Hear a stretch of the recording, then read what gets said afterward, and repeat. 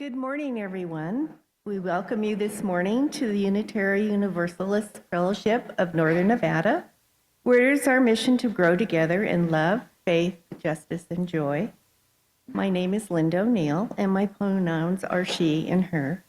I am honored to serve as your worship associate today, and we are meeting on the ancestral lands of the Paiute, Shoshone, and Washoe tribes, and must be mindful of our profound debt to our Indigenous brothers and sisters. And so I welcome you to our safe haven today. No matter where you are today, if you're inside the sanctuary or on the airways on Zoom, we welcome you. We welcome you here regardless of racial identity, age, economic circumstances, immigration standards, sexual orientation, or gender identity. We welcome you, and we are glad that you are here. If this is your first time here or your 101st time, we are glad that you are here. We ask that you respect the wishes of folks who choose to social distance, practice open communication with one another, and be intentional about honoring personal boundaries. Those on Zoom will remain muted during the service, but you can put comments in the chat box. Now, please take a few moments to greet one another in whichever way is more comfortable for you, a hug, a handshake, or a wave, an elbow bump, a fist bump, and if you're on Zoom, you can wave to one another and make a sign to greet each other.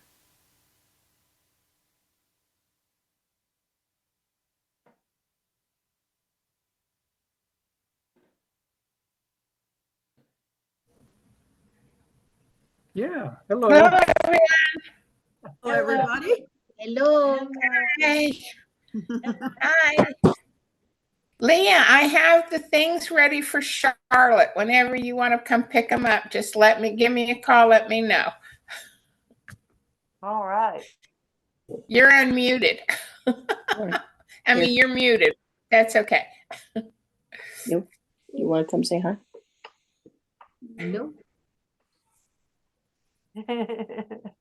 Hello, everyone. I hope you are having a wonderful morning. Yes, yes. Good. Good. I see Charlotte waving. She's so cute. Yes. Hi, Charlotte. Yes. I don't have my camera on. Hey, we managed to unmute. We're actually coming to you from the nursery at UUFM. I know it says that. Woohoo! It says Leah and CJ class from the case for the nursery. So that's nice.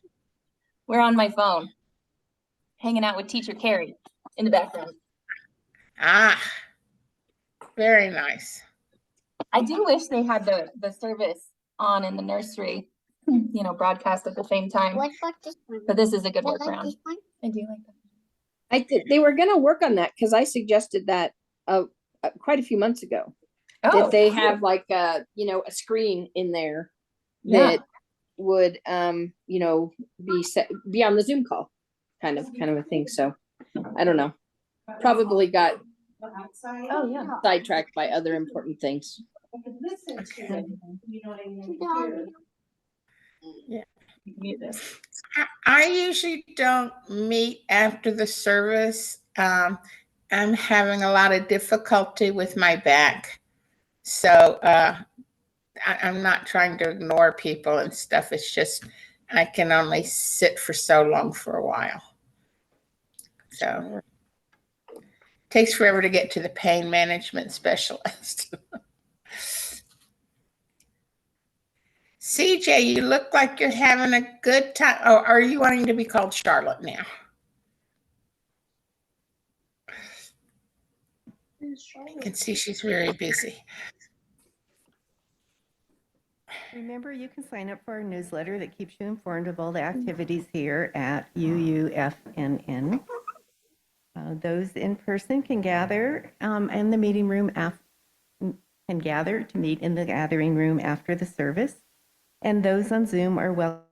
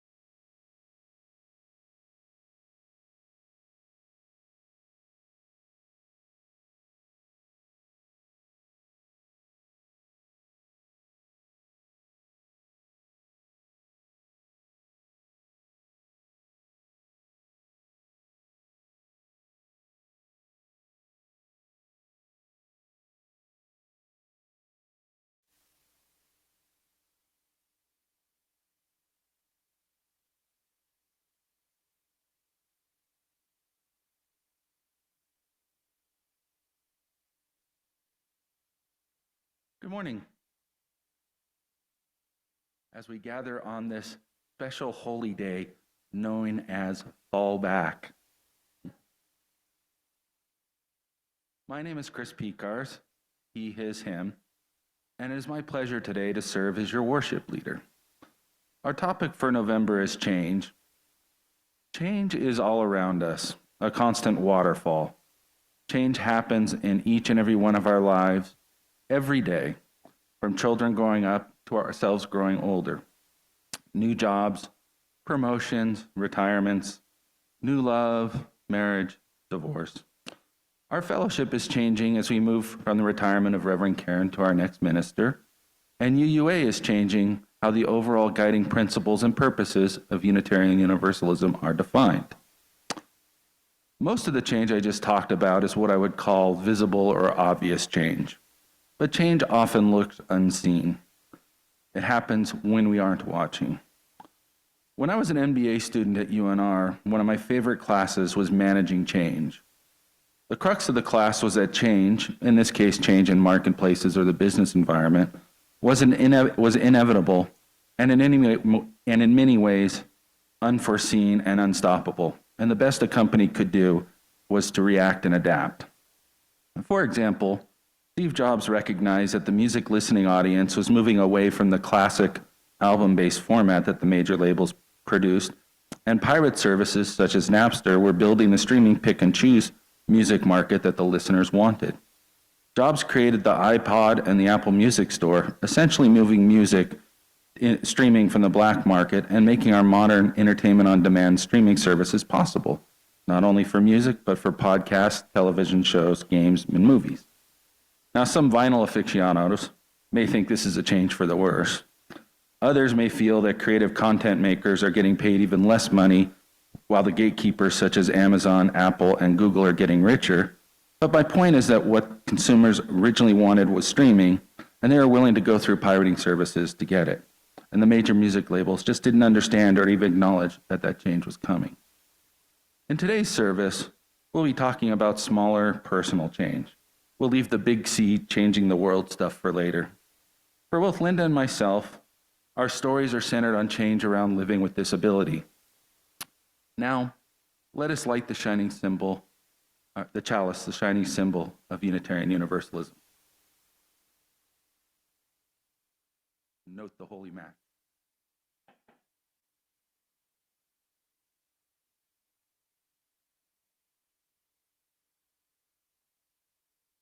Our chalice lighting words today come from the Reverend Carrie Candern Morris.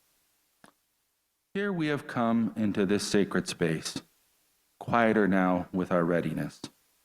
Hushed voices, hoping, trusting for so many things, for connection, for communion, for inspiration, for information, for healing, for wholeness, for words, for music, for celebration and consolation. Here we have come into this place bringing all of who we are. Let us be willing, however we are changed.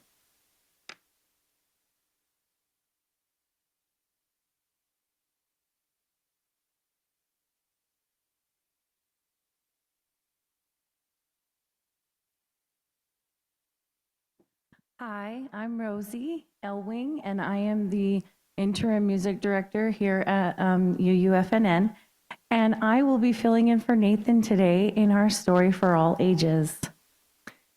Today's story is Room on the Broom by Julia Donaldson and Axel Scheffler. The witch had a cat and a hat that was black, and long ginger hair in a braid down her back. How the cat purred and how the witch grinned as they sat on their broomstick and flew through the wind. But how the witch wailed and how the cat spat when the wind blew so wildly it blew off the hat. Down, cried the witch, and they flew to the ground. They searched for the hat, but no hat could be found. Then out of the bushes, on thundering paws, there bounded a dog with the hat in his jaws.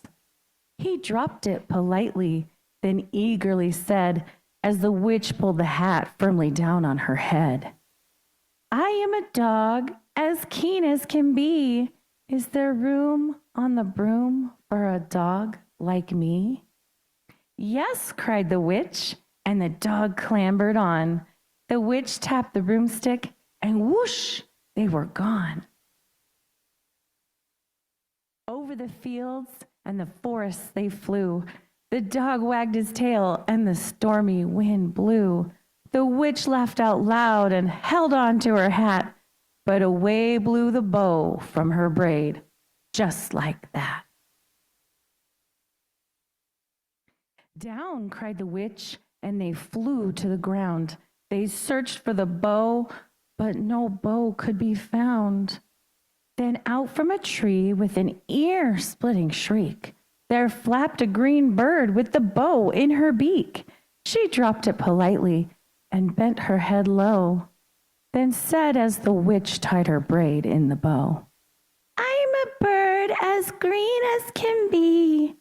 Is there room on the broom for a bird like me? Yes, cried the witch. So the bird fluttered on. The witch tapped the broomstick and whoosh, they were gone. Over the reeds and the rivers they flew. The bird shrieked with glee and the stormy wind blew. They shot through the sky to the back of beyond. The witch clutched her bow, but let go of her wand. Down, cried the witch, and they flew to the ground. They searched for the wand, but no wand could be found. Then all of a sudden, from out of a pond, leapt a dripping wet frog with a dripping wet wand. He dropped it politely, then said with a croak, as the witch dried the wand on a fold of her cloak, I'm a frog, as clean as can be. Is there room on the broom for a frog like me? Yes, said the witch, so the frog bounded on. The witch tapped the broomstick and whoosh, they were gone. Over the moors and the mountains they flew. The frog jumped for joy and the broom snapped in two. Down fell the cat and the dog and the frog. Down they went tumbling into a bog. The witch's half broomstick flew into a cloud, and the witch heard a roar that was scary and loud. I am a dragon as mean as can be, and which with French fries tastes delicious with me. No, cried the witch, flying higher and higher. The dragon flew after her, breathing out fire. Help, cried the witch, flying down to the ground. She looked all around, but no help could be found.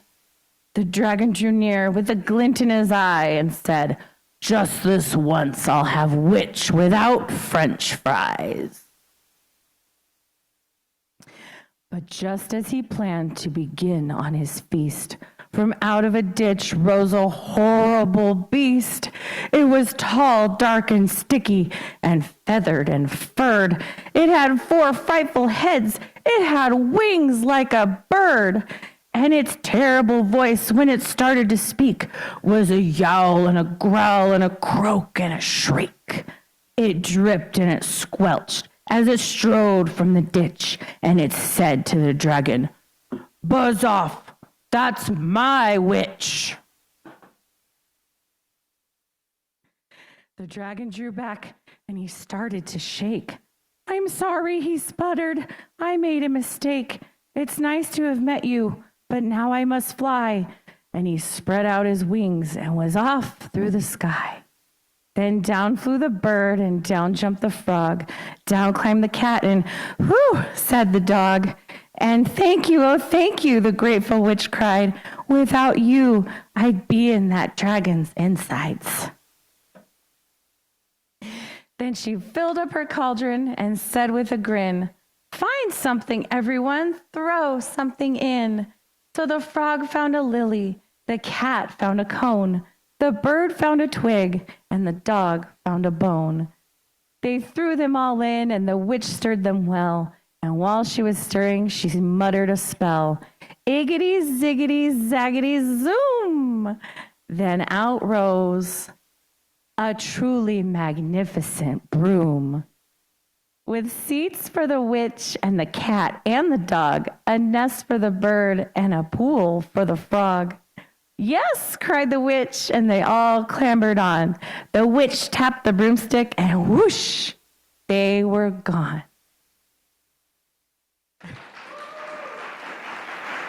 That was a fun book.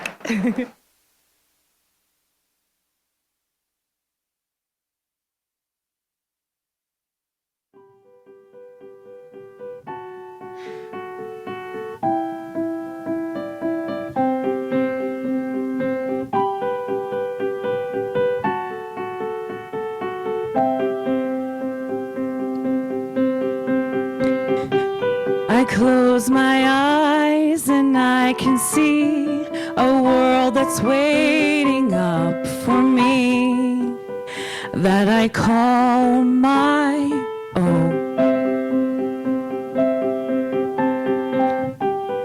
Through the dark, through the door, through where no one's been before, but it feels like home.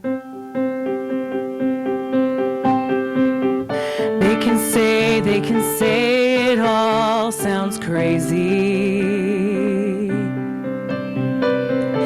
They can say I've lost my mind. But I don't care, they can call me crazy. Run away to a world that we design. 'Cause every night I lie in bed, the brightest colors fill my head. A million dreams are keeping me awake. I think of what the world could be, a vision of the one I see. A million dreams is all it's gonna take. Oh, a million dreams for the world we're gonna make.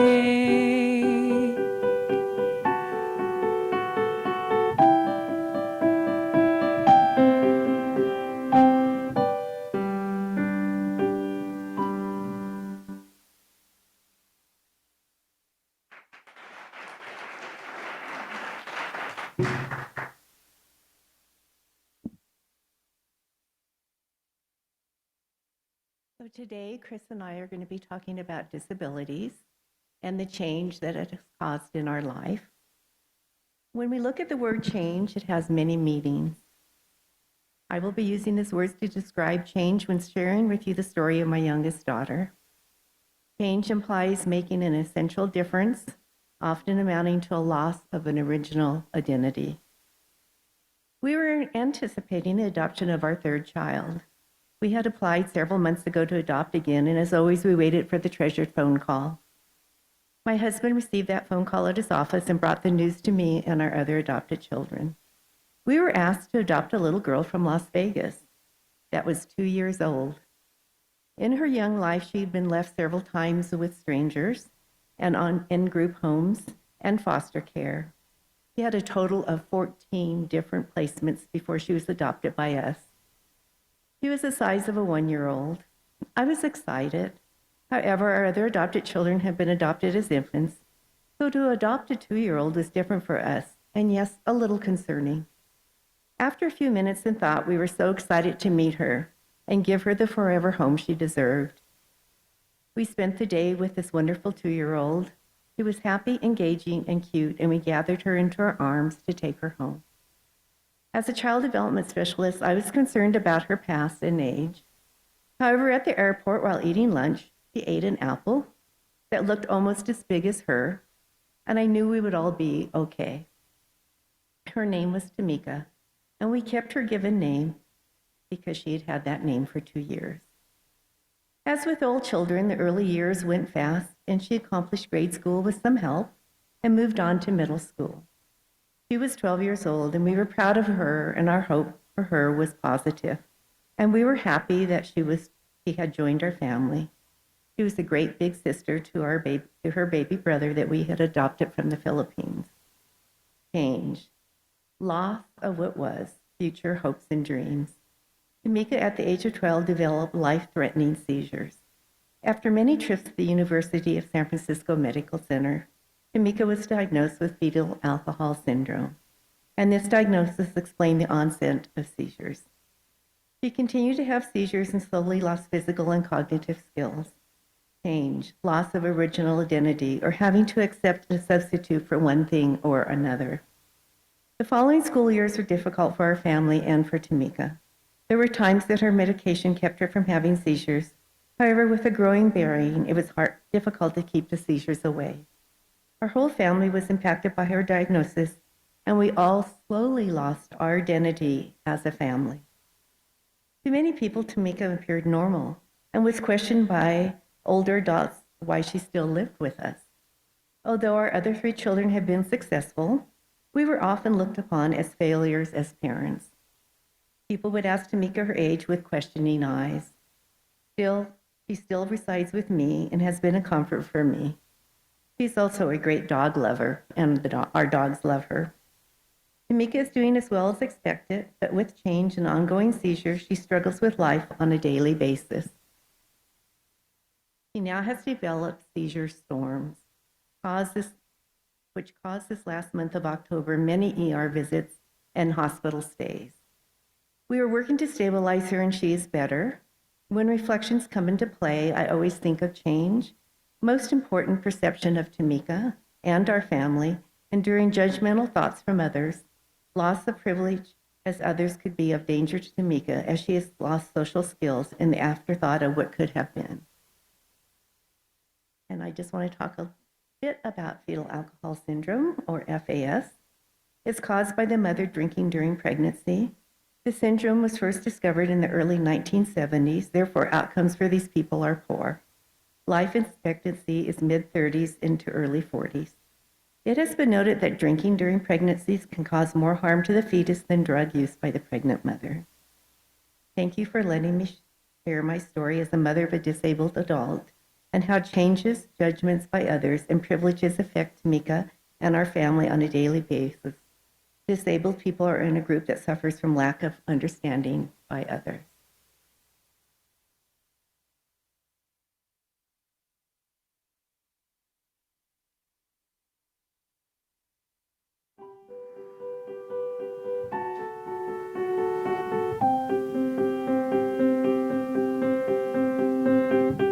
And there's a house we can build.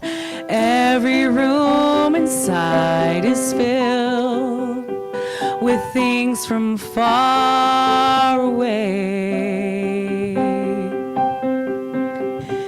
Special things that we compile, each one there to make us smile on a rainy day.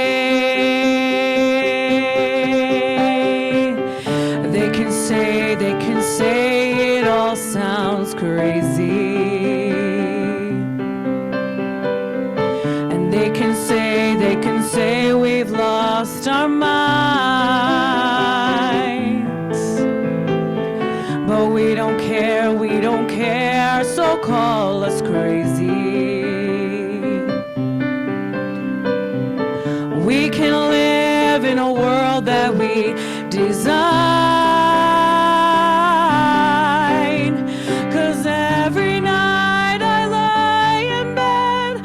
Brightest colors fill my head. A million dreams are keeping me awake. I think of what the world could be, a vision of the one I see. A million dreams is all it's gonna take.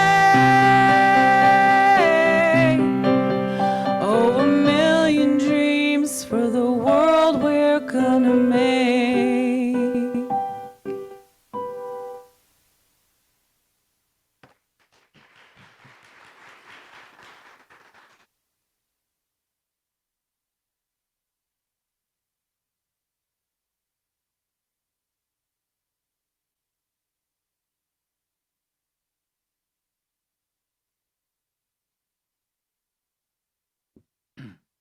I'm going to digress away from the topic of change for a moment and start my reflection by revisiting privilege. Privilege, as I'm sure most of you already know, is a special right, advantage, or immunity granted to particular people or groups, often by social or political culture. As far as privilege goes in our society, I pretty much have them all. Visibly, I'm white and present as male. Invisibly, I'm cisgendered, heterosexual, and American. All of these privileges, except the being American part, are in my genes, inherited at birth with no effort or choice on my part. While I can change being an American, by luck again of birth, my life started in one of the most successful and dominant countries in the world today. Also invisibly, I'm affluent and educated. While some would say I earned the last two, and I certainly did go to school and have worked full-time for almost 40 years, I would argue that both of those privileges were immeasurably helped by having all of the rest. I confess to being ignorant of my privileges for most of my life. I've not really known fear in walking to my car alone late at night, nor have I had to worry about someone slipping something into my drink at a bar. Except perhaps when I was a teenager, no salesperson has stalked me through a store watching to make sure I didn't shoplift anything. In fact, throughout most of my life, salespeople have flocked to me, offering their assistance. And if I walked onto a car lot to look at new cars, the problem was usually too many salespeople, not too few. Even if I was wearing baggy shorts and an old t-shirt while looking at a $90,000 car, the basic assumption was if I'm looking at the car, I could afford it. And I was stunned to discover that when I wanted to attend UNR to get a master's degree, I had to take an entrance exam, send them my transcripts, and actually apply. I kid you not, I was certain my checkbook was enough to continue my education. One privilege I have yet to talk about is one that is shared by nearly everybody participating in this service, and that is the privilege of being able-bodied. Being able-bodied is a wondrous gift that we almost universally take for granted. Stairs, curbs, gravel paths, ramps, doorways, all are navigated by us without a second thought. Likewise, we use these wonderful tools called hands to grasp, hold, and do complicated tasks like writing and painting with little thought. Our lives are filled with trivial tasks, tying shoes, getting dressed, picking up dropped objects, and on, that we accomplish effortlessly. I really enjoyed my able-bodied privilege. From an early age, I backpacked, camped, fished, rafted, hiked, canoed, and my winters were filled with skiing and snowshoeing. Much of my recreational time was spent outdoors in an activity of some sort. And I was also quite handy. I built and dug and sawed and cut, helped friends move, installed sprinkler systems, fences, laid sod, planted trees, re-roofed houses, and have been doing those same things around my house once I became a homeowner. And even as I grow older, and let's be honest, a bit fatter, I still effortlessly used my body to do work, shifting 60-pound bags of concrete, standing on ladders for hours, doing all the things that surround and fill our lives without much thought or consideration. And one of my favorite things, for years my wife and I went on Saturday walks, starting with breakfast and walking for hours, talking about our week, our dreams, and just enjoying each other's company and the neighborhoods we lived in. That all changed in 2004. I became short of breath and struggled to do ordinary tasks. My thinking at the time was that it was because I was overweight, so I started a diet and signed up for tennis lessons to get some exercise. Short public service announcement here. If you find yourself suddenly unusually short of breath, don't start dieting and exercising. Go to a doctor or the emergency room. End of announcement. Anyway, I endured being unusually short of breath for about 4 weeks. And it wasn't until my wife and I went up to Donner Lake for a family reunion that we realized something was seriously wrong with me because I struggled to go up just a single flight of stairs. Long story short, I went to see my doctor, he stuffed me in an ambulance, and I wound up at the cardiac ICU at Renown Medical Center. It turns out I had a condition called third-degree heart block, which is not a blood vessel problem, but rather an electrical problem. The top and the bottom of the heart don't speak to each other properly. My heart rate was abnormally slow and uncoordinated. I spent 5 days in the ICU, slowly dying. I was losing 5 to 6 heartbeats a day, and on my last day in the ICU, I was down to about 20 beats per minute. The doctors couldn't figure out what was wrong, but they did have a cure, a cardiac pacemaker. And I went from being nearly dead to feeling completely normal, literally overnight.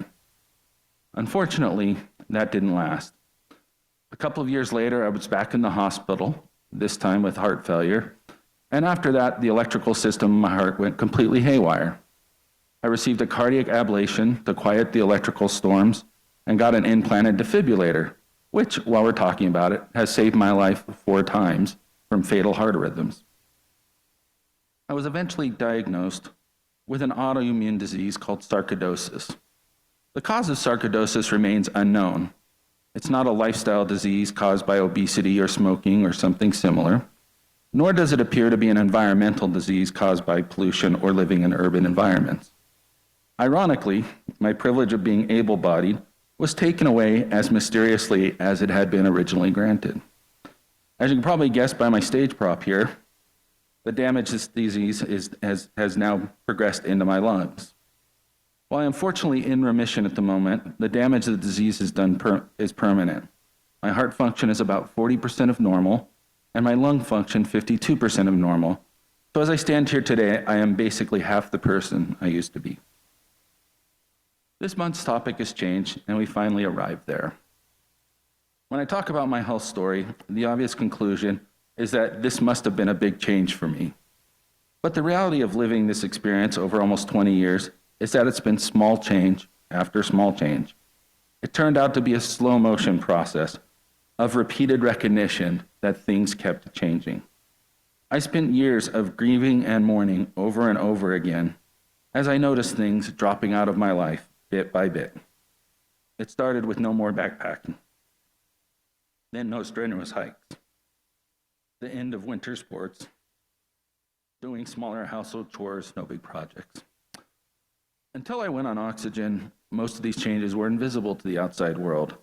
Those closest to me knew of my health restrictions, but in everyday life, at work or here at UUFNN, you wouldn't think I was differently abled from anybody else. The biggest change in terms of my appearance was when I went on oxygen.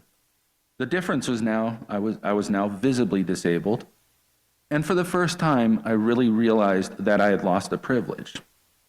It occurred to me now that people might and probably did judge me on my appearance. For example, if I were to apply for a job and didn't get it, was it because I wasn't qualified for the job or a better candidate beat me out of the position? Or was it because I appeared disabled and the hiring manager didn't want to deal with a person with disability?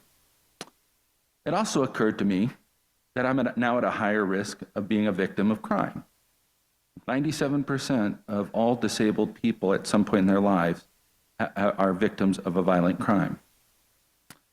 Now that I appear more vulnerable, I'm wary of dark streets and isolated parking spaces. These are concerns I never had before, new fear of the world.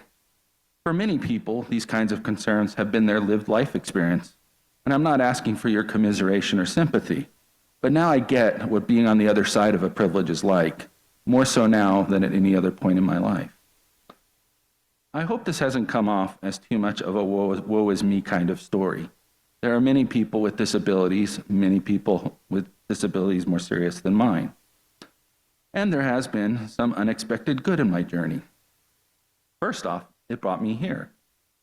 I'm not sure if I hadn't been in the depths of a health crisis, that I would have gone looking for a religious home. And I've discovered the kindness in strangers, especially since I've become visibly disabled. People of all types, including those kids, teenagers in baggy jeans and hoodies, constantly offer me assistance. People open doors for me, they offer to help me with my groceries, lift heavy objects, or I get waved into parking spaces or to the front of lines. All of these things wouldn't have happened if I wasn't visibly disabled. And I know from experience that if you faint in a restaurant or look woozy on the sidewalk, help comes flooding to you. The overall point of my story is that change can just show up and show up on its own timeline. Sometimes your only choice is to adapt. It took me many years to accept the changes in my life brought on by illness and to adopt the identity of being disabled. There's a common saying around chronic illness, and that is, you can still live a full and happy life. And that saying isn't wrong, but what it misses, it's not the same life you had before. I could forever grieve and mourn the life I had, but instead I've chosen to embrace the life I have now. Thank you.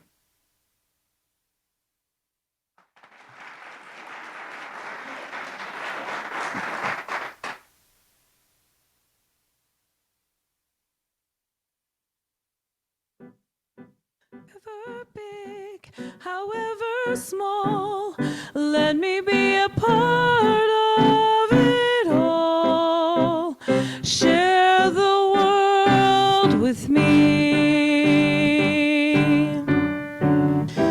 You may be right, you may be wrong, but say that you'll bring me along to the world you see, to the world I close my eyes to see, I close my eyes to see.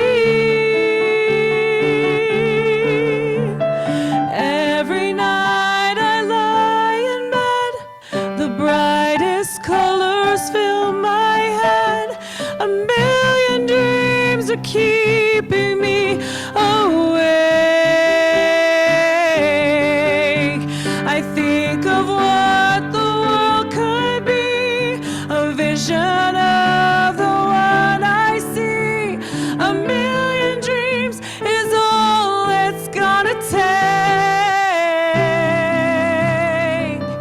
Oh, a million dreams for the world we're gonna make.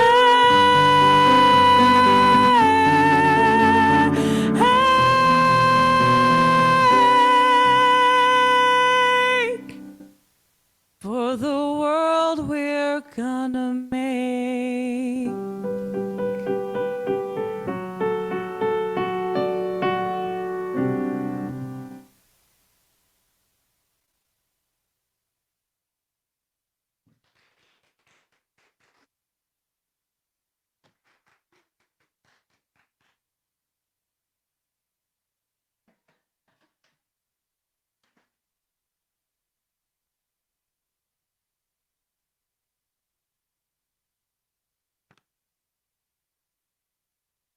Now we enter our period of prayer and meditation. I have one sorrow and one joy to share with you today. Mary Ortiz has recently moved into assisted living and would appreciate cards of care and concern. Her address was in our e-news, but it is Mary Ortiz, Adult Care at PARA, 7300 PARA Drive, Sparks, Nevada, 89436. And once again, that address was in our e-news. And a joy, Carolyn Murray is going on a paid vacation as a benefit of her union. She also made rye bread for the very first time. Yay, rye bread.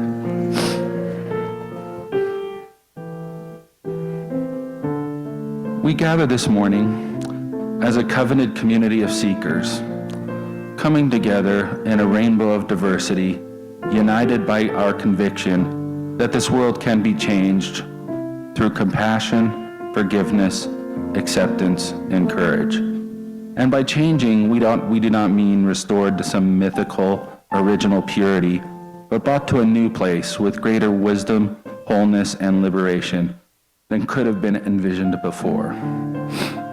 This community is on a journey from one home to another, and yet in truth we know that each of us is on their own journey, and all our journeys placed before us forks in the road. These places may ask us to make choices, saying yes to some things, saying no to others, or they may bring unexpected change and challenges without choice. May we grieve in what we must leave behind and rejoice in the unexpected blessings that come our way.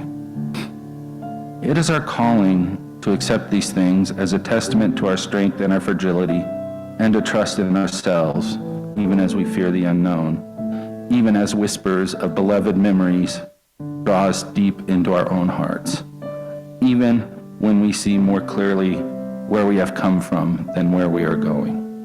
The journey asks us to keep walking. Let us enter a time of communal silence for the individual prayers and meditations in our hearts.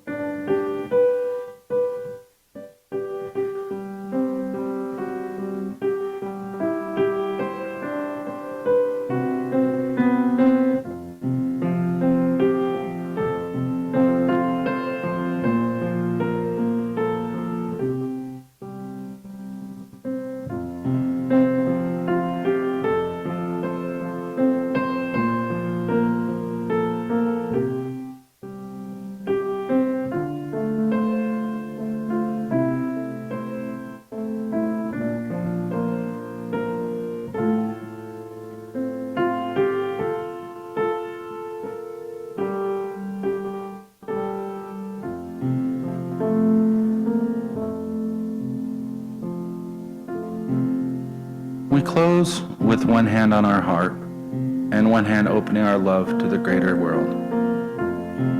Spirit of life, we ask for patience. We ask for understanding. We ask for compassion. We ask for acceptance. We ask for hope and gratitude so that we may welcome and embrace our collective and individual journeys with open hearts, open minds, and open hands. Blessed be, and amen.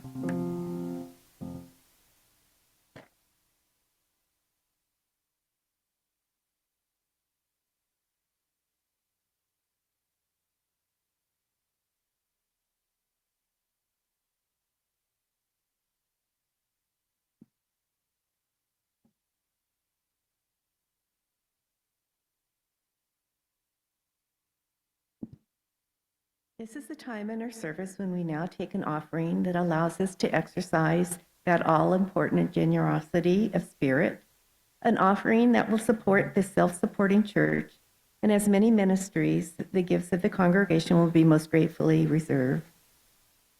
For those of us that are physically together here at the sanctuary, we will be passing the basket. For those of us that are on Zoom, you can put your offering virtually by texting 73256. Putting UUFNN in the message box and hit send.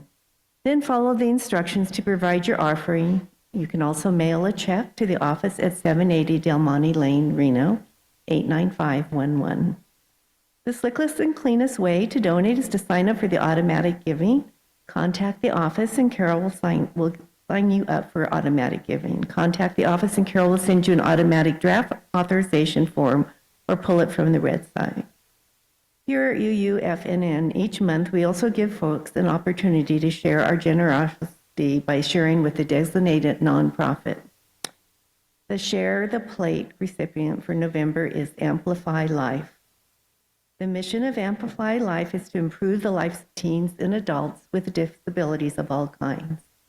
They currently serve more than 260 individuals by providing assistance with activities of daily life, learning job skills, enhancing communication and socialization, participating in sports, fitness, and other recreation activities.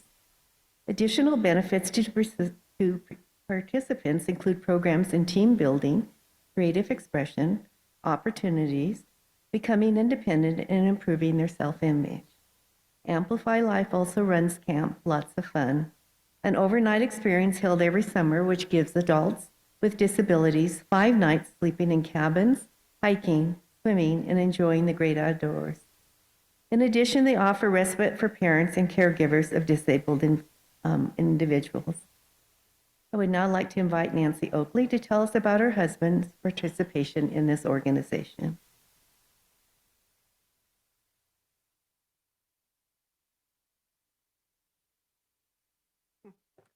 Oh, thank you. It's amazing coincidence that this month Amplify Life was selected. You all talked about change and living with disability, and it was also the month that my husband passed away. And I found an article about his work with Camp Lots of Fun, just recently going through things, and so it kind of all comes together here. Larry worked as a psychologist for the state of Nevada and worked with mentally handicapped patients, and he formed Camp Lots of Fun.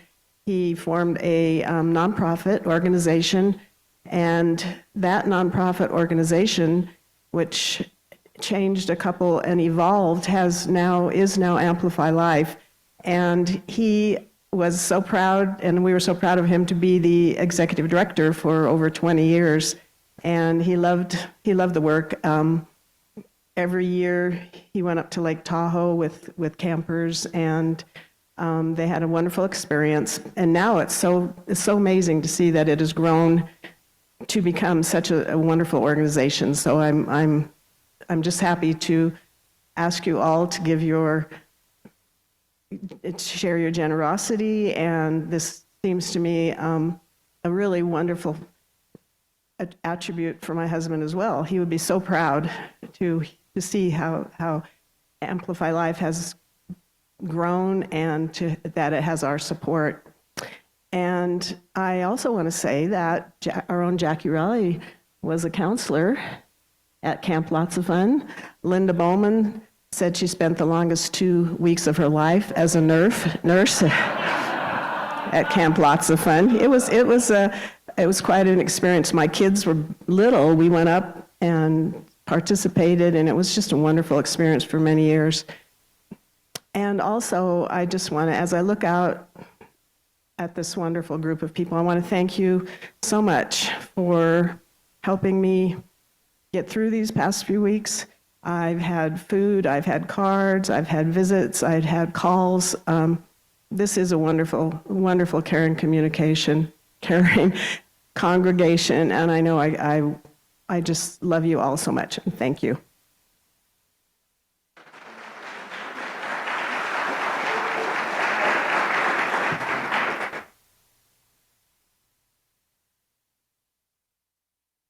Thank you for your generosity. And now let the offering begin.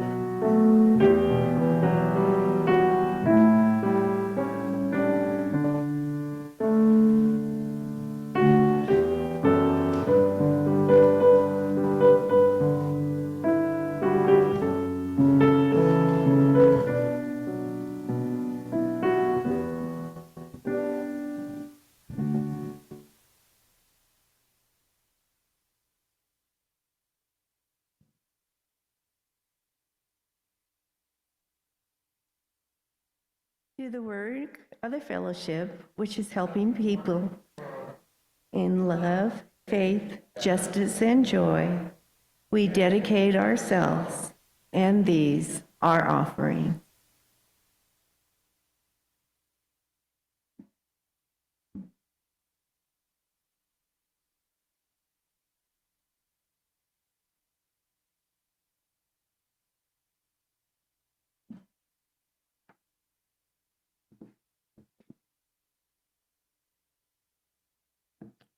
Before we close our service, I just want to once again reemphasize one of the announcements we made at the beginning of the service regarding Faith in Action Nevada organizing their campaign Housing Not Harm.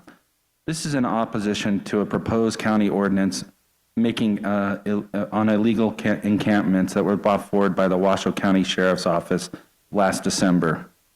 After months of research and reviewing the language, we are taking action to tell the County Commission that we want to see more long-term housing solutions and services, not more punitive measures like this ordinance will create. So again, we are asking faith leaders and community members to show up at the Washoe County Commission meeting Tuesday morning, November 14th, to stand in solidarity with our unhoused neighbors and advocate for more housing, not more harm. And now, extinguish our chalice.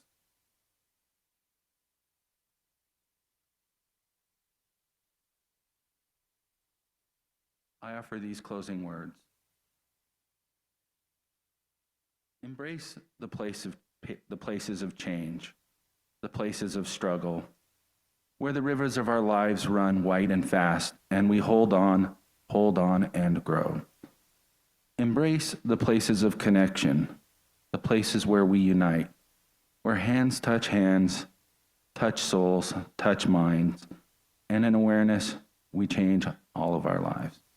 Again, blessings to all, and namaste. Now, please rise in body and or spirit for our closing song, number 1015, I Know I Can.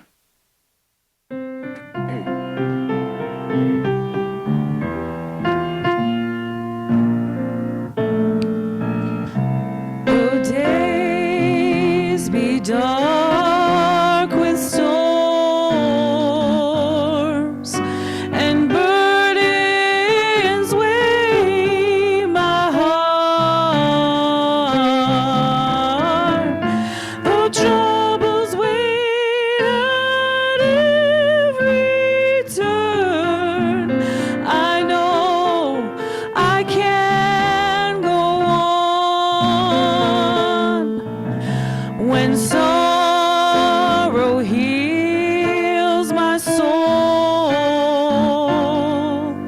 and burdens make me strong, though troubles wait at every turn, I know I can go on. My sister in my heart, my brother in my song, though troubles wait at every turn, I know I can go on. And though the journey is long, the destination clear, though troubles wait at every turn, I know I can go on. So brothers, take my hand, and sisters, sing my song. When hope waits at every turn, I know we will go on.